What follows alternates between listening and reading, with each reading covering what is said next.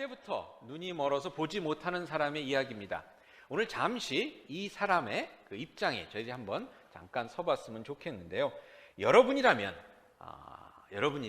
이런 인생을 만약에 가지게 됐다 그러면 어떻게 생각을 하셨을까 하는 질문을 한번 드려보고 싶습니다. 그는 왜 날 때부터 이런 불행을 겪어야 했나? 나는 왜 이런 불행을 겪어야 했나? 아마 그런 생각이 들었겠죠.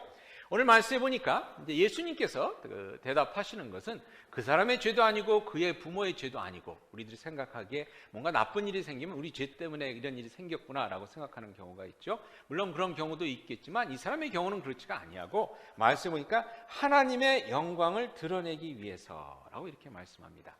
여러분이 근데 말이죠, 날 때부터 눈이 멀었는데 누가 와서 얘기하기를 당신이 이렇게 고난 가운데 있는 것, 당신이 이렇게 불행한 것은 언젠가 하나님의 영광을 드러내기 위함입니다 라고 이야기를 해준다 그러면 여러분은 어떻게 대답하시겠습니까? 아멘이 아무것도 없는 거 보니까 제가 생각한 대로 그런데 물론 아멘이라고 대답할 수도 있겠지만 아마 적지 않은 분들이 연병할 무슨 놈의 영광이야 이런 생각이 솔직히 얘기하면 들을 수도 있지 않겠나 하는 그런 생각을 해봅니다. 내 삶이 너무 억울하지 않은가? 하나님의 영광도 좋지만 내가 벌써 몇 년을 이루고 살았는데 이게 너무 억울한 삶이 아닌가 하는 그런 생각을 아마 해볼 수 있을 것 같습니다. 근데 가만히 보니까요, 저희들 삶을 살면서 억울하게 생각이 되는 경우가 많이 있을 것 같아요. 어떤 때 보면 내가 왜 참 좋은 부모만 만났어도 내가 참 더 잘 될 수 있었는데 하는 그런 생각 가질 수가 있고요. 또 많은 분들은 부모를 일찍 여인 분들이 있는데 참 그렇기 때문에 많이 힘들고 어려운 그런 과정을 겪어온 것들을 보게 됩니다. 좋은 환경에서 저희 교회도 보면 참 좋은 환경에서 좋은 학교만 나왔어도 지금 한국에서 장관쯤 하셨을 것 같은 분들이 계신데 그런 기회가 없어서 좀 힘들고 어려운 시간을 많이 보낸 그런 것들도 보게 되고요. 조금 밀어주는 사람이 있었으면 이런 생각 들 수도 있고 조금만 더 잘생겼으면 이런 생각 드시는 분들도 혹은 있을지 모르겠습니다. 저도 억울한 것이 참 많습니다. 인생을 살아보면서 가장 억울한 것 중에 하나가 19살 때부터 머리카락이 빠지기 시작했다는 거. 그 전만 해도 제가 비주얼이 참 좋았는데 가수가 되려는 생각을 가지고 있었는데 이 비주얼이 안 돼가고선 그 꿈을 포기했는데 참 연예계에 떠오르는 별 하나쯤은 됐을 것 같았는데 별이 너무 일찍 지고 말았습니다. 한국에 저희랑 나이가 똑같은 분이 있습니다. 근데 저희 교회도 전도사님 때 거쳐가시고 이런 분인데 아버님이 한국에서 큰 교회를 해서 지금 큰 교회 목회를 하고 계세요. 그런 것을 보면서 어느 때는 우리 아버님은 왜 장로까지밖에 못 하셨나? 이왕 하시는 김에 큰 교회 좀 하셔서 좀 물려주시면 내가 아무 얘기 안 하고 전 좀 세습을 반대하지만 아버님께서 물려주신다 그러면 아무 말 안 하고 물려받을 수 있을 텐데 이런 생각도 해보고요. 근데 여러분 보니까 참 저희들의 삶 가운데 아쉬운 것, 좀 억울한 것, 좀 이렇게 속상한 것 좀 많지 않습니까? 근데 그럼에도 불구하고 보니까 여러분들 보니까 참 열심히 잘 사신 것 같아요. 참 멋있습니다. 여러분들 옆에 있는 분들에게 한번 이렇게 인사 나누십시다. 잘 사셨습니다. 멋지십니다. 라고 한번 인사 나눠주세요. 본문에 나오는 나면서부터 눈을 못 보던 남자, 이 모든 것이 하나님의 영광을 위한 것이라는 예수님의 설명을 들었을 때 어땠을까 하는 그런 생각을 해보면서 물론 그 말이 받아들이기 어려웠고 그 말이 기분 나빴을 수도 있었겠지만 또 한편으로 생각해 보면 그런 억울한 일도 감당할 수 있다는 것이 감사할 수도 있겠다 하는 그런 생각도 한번 해봅니다. 성경에 보면 요셉의 이야기가 나오죠. 요셉의 이야기를 보면 참 억울했던 삶인 것 같아요. 여러분 아시다시피 17살에 자기 형제들에게 팔려서 애굽 땅에 팔려가서 종으로 또 억울한 일로 감옥에 갇혀서 죄인으로 이렇게 살아가면서 근데 결국은 그 모든 것을 통해서 하나님께서 참으로 놀라운 구원의 역사를 이루지 않으셨습니까? 그것을 돌아봤을 때 그래도 요셉이 내가 감당할 수 있으니까 감당할 수 있을 때 이걸 감당케 하시는 그것도 하나님의 은혜구나라는 그런 생각을 할 수 있었을 것 같습니다.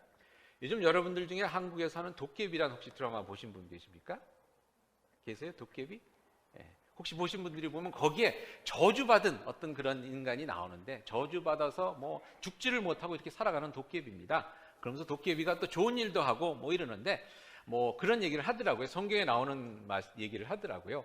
감당할 수 있는 시험밖에 안 준다 그러던데 내가 이 저주도 감당할 수 있으니까 신이 내린 저주가 아니겠느냐, 뭐 이런 얘기를 하는데, 어느 때는 힘들고 어려운 일 사실 감당할 만하니까 하나님께서 주신 것이 아니겠습니까? 근데 그것을 잘 감당할 때, 감당할 수 있을 때 그것을 감당함으로 말미암아서 또 하나님께서 선한 열매를 주시고 또 하나님의 영광이 드러나게 되는 줄 믿습니다. 어제 제3여성교회 새벽기도를 준비하면서 제가 한 달 동안 새벽기도를 하면서 제일 남성교회, 제2여성교회 이렇게 축복해 드리는 시간을 가졌는데요.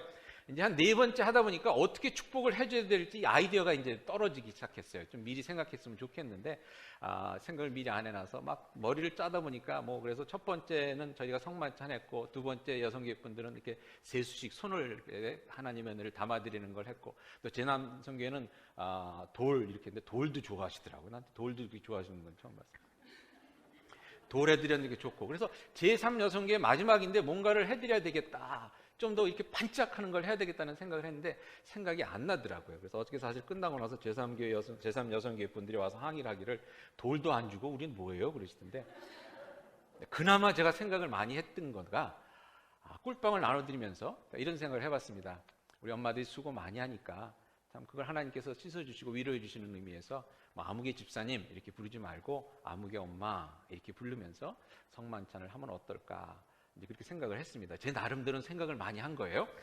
그래서 그걸 하다가 이제 한번 제가 직접 한번 해봐요. 혹시 또 기분 나빠하는 분이 있을까봐 그 말이가 어떻게 들리나 제가 좀 경험을 해보기 위해서 제 자신에게 한번 해봤습니다. 그래서 제가 앉아서 하림이 아빠, 소람이 아빠, 다은이 아빠 하는데 셋째의 이름을 부르면서 가슴이 탁 막히더라고요. 그러면서 들었던 생각이, 그래, 그거면 됐다, 잘했다, 애들 키우느라고 수고했다, 이런 생각이 들었습니다. 여러분, 사실 이번 금년에 제가 성지순례를 가보려고 했습니다. 성지순례를 제가 아직 못 가봐서. 근데 저희 연회에서 연락이 왔는데 목사들에게 성지순례를 반값에 가게 하는 그런 기회를 주더라고요.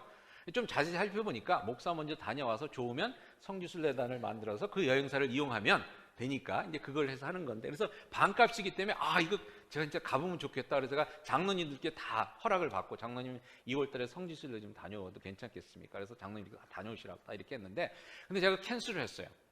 왜 캔슬을 했냐면 우리 다은이가 오더니 아빠 이번 여름에 아프리카 좀 가고 싶은데 이러더라고요. 이게 이제 제가 꿈을 갖고 있는데, 무슨 꿈을 갖고 있냐면 복지 복원을 하고 싶어 해요. 근데 제가 아프리카에 대학 목회할 때 가르치던 학생 중에 하나가 아프리카에서 아프리카 한 나라를 도와주는, 그래서 거기에 복지 건강이죠, 헬스 시스템을 만들어주는 그런 일을 지금 담당하고 있는데, 거기 한번 가서 좀 보면, 그 얘기를 했더니 자기가 한번 가보고 싶다는 거예요. 그래서 갈 수 있을지 모르겠지만 준비를 좀 하고 있는데, 그러고 생각하니까 비행기 값이라도 좀 세이브를 해놔야 되잖아요. 제가 아프리카 간다 그러는데, 그래서 그래, 다음 기회에 가자. 그래서 이제 포기를 했습니다. 포기하면서 참 마음이 억울했어요. 제가 애 둘만 나왔으면 내가 성지순례 갔다 올 수 있었는데. 근데 그러면서 생각해 보니까 그래, 그래도 할만하다. 그러면 됐다.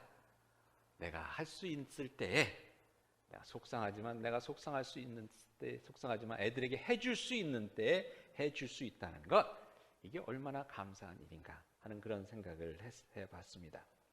여러분, 제가 목회하면서 제일 힘들고 어려웠던 것들이 사람 얘기를 들어주는 겁니다. 여러분 아시다시피 제가 좀 성격이 급하고 또 태스콜이 됐기 때문에 일을 방해하는 일을 굉장히 제가 힘들어해요. 그래서 아침에 나올 때 오전에 못 끝내고 오후에 못 끝내고 이것까지 다 이렇게 계획을 세워갖고 오는데 갑자기 찾아오는 분이 있지 않습니까? 그런 분이 앉아서 한두 시간 얘기를 하고 가면 쟤는 저는 굉장히 힘들어져요. 일을 다 끝내야 되는데. 근데 그게 요즘 굉장히 많이 좋아졌습니다. 저도 나이가 들어서 그런지 일하기가 싫어져서 그런지 자꾸 은퇴하고 싶은 생각만 나고 사람이랑 앉아서 얘기하는 게 좋아지더라고요. 얼마 전에 어떤 분이 이제 와서 얘기를 나누는데, 이렇게 좀 교인들 간의 관계가 안 좋을 수 있지 않습니까? 그래서 그 안 좋은 관계를 가지고 저한테 와서 이제 얘기를 나누시는데, 한 2시간을 이제 얘기하고 하셨어요. 2시간을 얘기하고 가면서 그래서 제가 이제 다 들어드리고 이제 보내드렸는데, 한 3일 있다가 전화가 오시더라고요. 전화가 오신 목사님, 저기 화해했습니다. 그러시더라고요. 화해했습니다. 그래서 생각해보니까 그래, 한 2시간 들어드릴만 하구나. 어떤 분이 또 오셨는데 교회 사역이 좀 힘들다고, 안 했으면 좋겠다고 이렇게 얘기를 하러 오셨어요. 그래서 1시간 반 정도 얘기를 들어드렸더니 그 다음 주에 오셔서 목사님, 금년에 제가 또 힘들지만 또 하겠습니다, 이렇게 말씀을 해주시더라고요. 그래서 생각해보니까 들어드릴 수 있을 때, 이야기를 들어드릴 수 있을 때 들어드리는 것도 목회구나 하는 그런 생각을 해봤습니다. 여러분, 할 수 있을 때 하는 것, 조금 손해보는 것 같더라도, 조금 속상하더라도, 조금 억울한 것 같더라도 내가 할 수 있을 때 하는 것, 이게 하나님께서 주시는 복입니다. 내 인생은 조금 억울한 것 같지만 아내를 위해서, 남편을 위해서, 부모를 위해서, 자식을 위해서 5마일 대신 10마일 대신 가지고 겉옷뿐 아니라 속옷도 벗어줄 수 있다면, 저도 애 키우면서요, 옷을 뺏기는데 애들이 제 몸 사이즈가 되니까 제 와이프가 와이셔츠 좋은 거 사오면 얘들이 먼저 뺏어가서 입어요. 지금은 나보다 다 커서 이제는 빼앗길 염려가 없는데, 아무튼 그럴 때 할 수만 있다면 할만하죠. 아직 할 수 있을 때라면 말입니다. 여러분, 할 수 없을 때가 곧 옵니다. 오늘 본문에 보니까 예수님께서 때가 아직 낮음에 라고 했습니다. 아직 낮으니, 일을 할 수 있으니 이때 일을 해야 된다는 겁니다. 곧 밤이 오리니 그때는 아무도 일을 할 수 없다는 것이죠. 여러분, 우리가 세상 살아가면서 아직 힘이 있을 때에, 때가 아직 낮을 때, 아직 일을 할 수 있을 때에 하나님의 일을 잘 감당할 수 있는 여러분들이 되실 수 있기를 바랍니다. 그때 하나님의 영광을 드러낼 수 있는, 내가 조금 속상하더라도, 내가 조금 힘들더라도 그 일을 감당할 수 있는 여러분이 되실 수 있기를 바랍니다. 지금의 나의 억울함이 그냥 나의 억울함으로 끝나는 것이 아니라 하나님의 영광을 드러낼 수 있는 그런 쓸모 있는 억울함이라면 감당할 만하지 않겠습니까? 그 억울함 내가 감당할 수 있지 않겠습니까? 여러분, 아직 할 수 있을 만할 때에 하나님의 일을 잘 감당할 수 있기를 바랍니다. 그래서 옆에 있는 분들에게 한번 이렇게 인사 나눠주시기 바랍니다. 그러니 우리 열심히 합시다 라고 한번 인사 나눠주세요.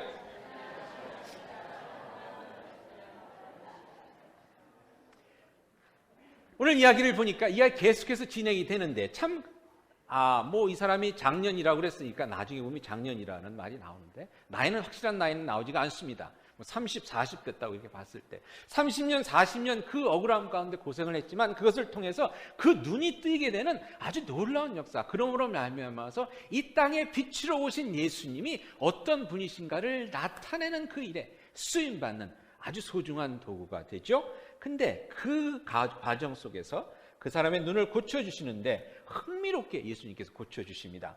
본문에서 보셨듯이 진흙에다가 침을 뱉어서, 침으로 진흙을 이겨서 그것을 눈에 붙여주십니다. 그 사람이 못 보는 사람이었기 망정이지, 아마 그것을 봤다 그러면 그 눈에 붙이려고 안 했을 거예요. 그렇죠? 못 모르고 있다가 그냥 탁 붙여줬으니까 아마 그냥 있었을 텐데, 근데 왜 침으로 진흙을 이렇게 하셨을까? 그러면서 또 얘기하시기를, 거기서 그냥 고쳐지는 게 아니라 실로암이란 못에 가서 씻어라고 얘기를 하십니다. 장님 보고 또 어디를 가라 그러시니, 참 이게 참 좋은 얘기는 아닌 것 같은데, 아무튼 그게 복잡하게 고치십니다. 그건 다 의미가 있는 것 같아요. 첫 번째는 뭐냐면, 여러분, 진흙을 이겼다. 근데 무슨 생각이 드십니까? 성경을 좀 읽으신 분들은 창세기에 하나님께서 인간을 만드신 모습이 연상되실 것입니다. 하나님께서 우리를 만드셔서 진흙으로 만드시듯이 예수님께서 그 은혜 가운데 예수 그리스도를 만나는 사람은 새롭게 창조된다는 것입니다. 그것은 실로암이란 못에 보냈다고 그러는데, 여기서 성경에서 아주 친절하게 실로암의 뜻이 무엇인지를 또 설명해 줍니다. 일부러 설명을 해주니까 이게 좀 중요한 건 아니겠습니까? 설명이 뭡니까? 실로암은 보냄을 받았다는 뜻입니다. 결국은 무슨 뜻이냐면, 하나님께서 진흙으로 우리 인간을 만들어서 이 땅에 하나님의 영광을 위해서 살려고 보내셨듯이, 그렇게 우리들이 이 땅에 오지 않았습니까? 그렇게 이 땅에 왔는데 우리들이 이런저런 죄악 가운데서 그 삶의 모습을 제대로 살아가지 못하는 가운데 예수 그리스도를 만남으로 말미암아서 그리스도의 은혜 가운데 재창조되는 겁니다. 진흙으로 이겨서 재창조되는, 닫혀졌던 눈이 뜨이고 닫혀졌던 귀가 열리고 굳어졌던 마음이 풀어지고 새롭게 됨으로 말미암아서 새롭게 창조된 그 삶의 모습을 가지고 또 어떻게 해야 됩니까? 세상으로 보냄을 받는 것입니다. 여러분, 이 사람이 실로암을 가면서 무슨 생각을 했을까 하는 생각도 한번 해보게 됩니다. 실로암을 가면서 내가 이거 뭐 이 집까지 해야 되나 하는 생각도 들 수 있었을 것이고요. 그렇지만 그러니까 순종하면서 같이요. 순종하는 삶을 사는 사람들, 하나님께서 진흙으로 빚어진 그 삶 가운데 하나님께서 주신 소명 목적을 가지고 순종하며 사는 사람들, 그리고 거기서 실수하고 또는 잘못했을지라도 예수 그리스도를 만나서 다시금 거듭난 삶 가운데 그리스도의 이끄심 가운데 순종하며 가는 사람들, 그 사람들을 통해서 하나님께서는 참으로 귀하고 놀라운 일들을 이루신다는 것입니다. 성경에는 참 그런 일들을 많이 보게 됩니다. 우리 주변에도 여러분 또한 그런 사람들을 많이 보게 됩니다. 여러분들의 삶을 살면서 억울하고 그런 가운데 고침을 받아야 되고 변화를 받아야 되는 부분이 있으신 분들 계십니까? 참으로 예수 그리스도를 다시 만나는 가운데, 예수 그리스도를 새롭게 만나는 가운데 그 부분이 고쳐지고 새롭게 되고 그로 말미암아서 참으로 하나님께 영광 돌리는 그러한 놀라운 삶, 하나님의 영광을 여러분들의 삶 가운데서 또 여러분의 가정에서, 사실 여러분들은 가정에 보냄을 받은 사람들이죠. 이 교회에 보냄을 받은 사람들입니다. 여러분들의 이웃인 짬버그 호프만 에스테이트의 보냄을 받은 분들입니다. 이 세상에 보냄을 받은 분들, 변화된 여러분들의 삶을 통해서 하나님의 영광을 드러낼 수 있는 그런 여러분들이 되실 수 있기를 그리스도의 이름으로 축원드립니다. 여러분들이 잘 아시는 이지선 자매라고 있죠. 이지선 자매라고 오래전에 벌써 10수년이 됐네요. 대학생이었던 여학생인데 교회에서 찬양 인도도 하고, 제가 저번에 사진 보여드렸지만 아주 참 예쁘장한 그런 처녀였습니다. 아이들을 가르치는 선생이 되겠다는 그런 꿈을 가지고 공부를 하고 도서실에서 오빠랑 같이 공부를 하고 오는데, 빨간불에 차가 서 있는데 뒤에서 술 마신 사람이 그냥 차를 들이받아서 차가 불길에 휩싸여서 온 몸이 3도 이상의 화상을 입고 그야말로 얼굴은 괴물처럼 되고, 그런 상황 속에서 그가 예수 그리스도를 믿는 믿음으로 그 모든 고난을 이겨내는 그러한 그 과정, 간증을 여러분들이 지선아 사랑해라는 책을 통해서 아마 보셨으리라고 생각이 됩니다. 그 책 내용 중에 가장 참 가슴 아픈 내용들이 뭐가 있었냐면요, 한 번은 병원에서 엘리베이터를 타는데 얼굴이 막 어그러져 있는데 어떤 아이가 이제 병원에 온 아이가 이렇게 지나가는데, 이가 교사가 되려고 했던 자매니까 얼마나 아이가 귀엽겠어요. 이렇게 아이를 보니까 이 아이가 괴물이야 그러면서 울면서 가더라는 거예요. 아이를 사랑하고 아이를 돌보는 일을 하고 싶었는데 그 아이가 자기를 괴물이라고 하니까 얼마나 그 마음이 아프겠습니까? 그런데 그가 하나님의 사랑을 기억하고, 책 이름이 지선아 사랑인데 그 지선아 사랑한다는 말은 자기 그 못난 이그러진 얼굴을 매일 아침 거울을 보면서 자기가 자기에게 해준 이야기입니다. 지선아 사랑해. 왜? 하나님이 너를 사랑하시니까. 이런 모습이지만 하나님이 너를 사랑하시니까 지선아 너를 사랑해. 그런 믿음 가운데, 은혜 가운데 제가 지낸 이야기들을 듣고 수많은 사람들이, 죽으려고 마음먹었던 사람들이 이런 사람도 사는데 나도 살아야 되겠다는 마음을 가지고 이렇게 많은 은혜를 얻은 그런 간증이 있습니다. 그 간증 중에 하나는 이 자매가 미국에 공부하러 왔는데 집회를 하러 갔나? 하루는 맥도날드를 들렀는데 어떤 교포가 그걸 보더니 쪼르르 달려오더니 이지선 씨 아니에요? 그러더라고요. 뭐 놓칠 수가 없겠죠. 이지선 씨는 얼굴이 그랬으니까. 어떻게 아세요? 그랬더니 이지선 씨의 책을 읽고 제가 인생을 포기하려 했다가 우리 부부가 새롭게 살려고 다짐했습니다. 너무 고맙습니다. 그래서 맥도날드 그 앞에서 그냥 눈물을 쭉 흘리면서 이렇게 고마워하더래요. 그런 것을 보면서 하나님께서 나를 이렇게 들어 쓰시는구나. 참 억울하지만 여러분 얼마나 억울하겠습니까? 참 이쁘게 생긴 그 얼굴이 다 괴물처럼 됐으니 얼마나 억울하겠습니까? 수술을 뭐 30번까지 셌대요. 그러고선 그 다음은 얼마를 받았는지 이제는 의미가 없다 그러고 세질 않았다 그러더라고요. 그 많은 수술을 받아가면서. 그렇지만 그것을 감당할 만하니, 잘 감당하니 하나님께서 저를 들어 쓰신 것입니다. 얼마 전에 이지선 자매 이야기가 다시 뉴스에 올라왔습니다. 이번엔 뭐였냐면 박사학위를 땄대요. 박사학위를.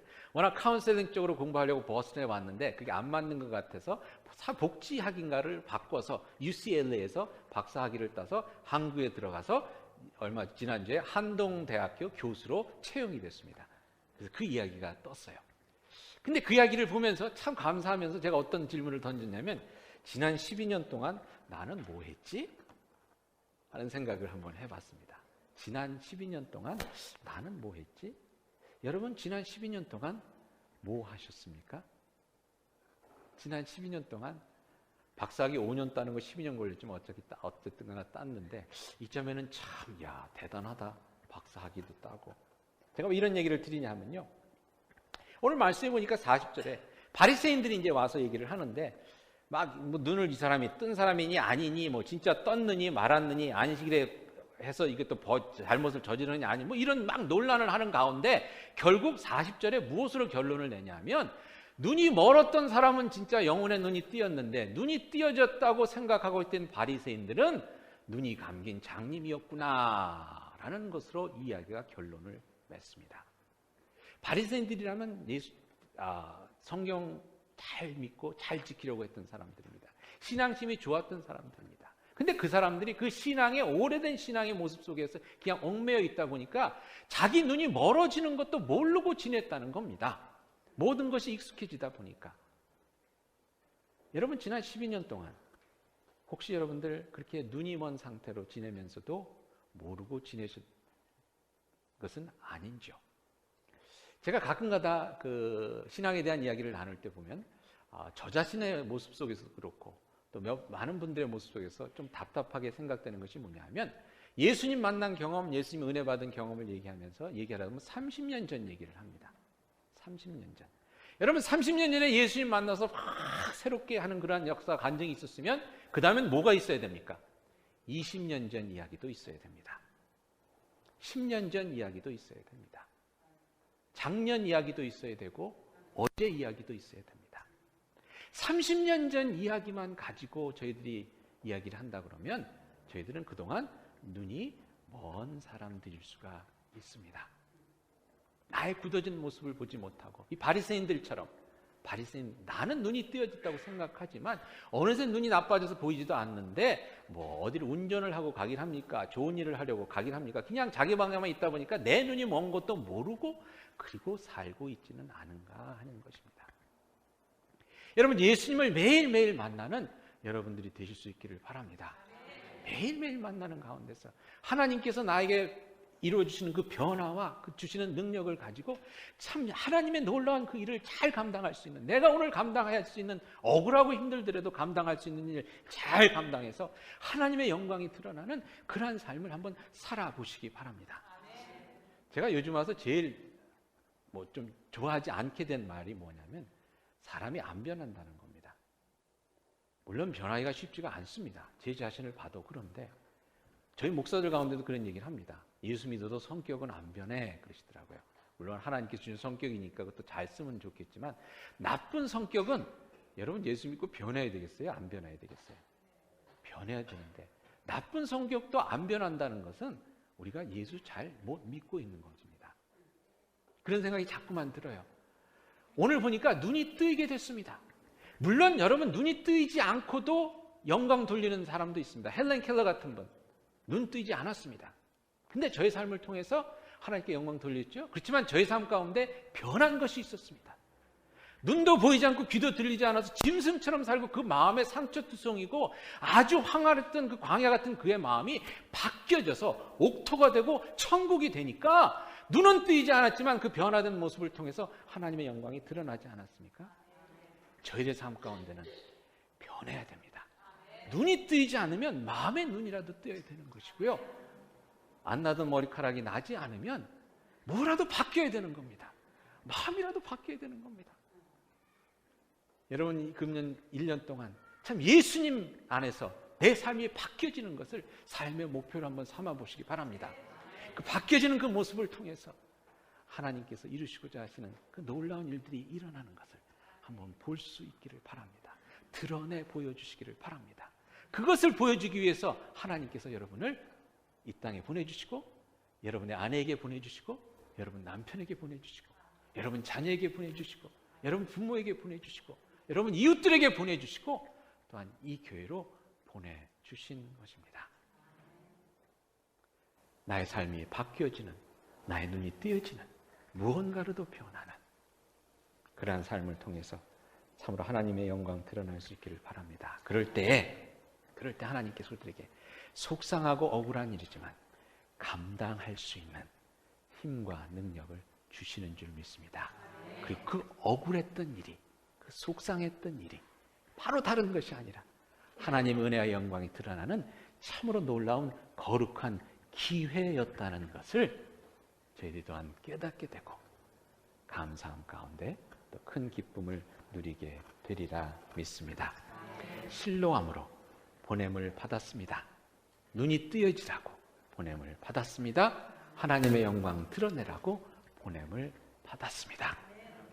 오늘도 예수님과 함께 그 귀한 여정 잘 가실 수 있는 여러분이 되실 수 있기를 다시 한번 축원드립니다. 기도하시겠습니다.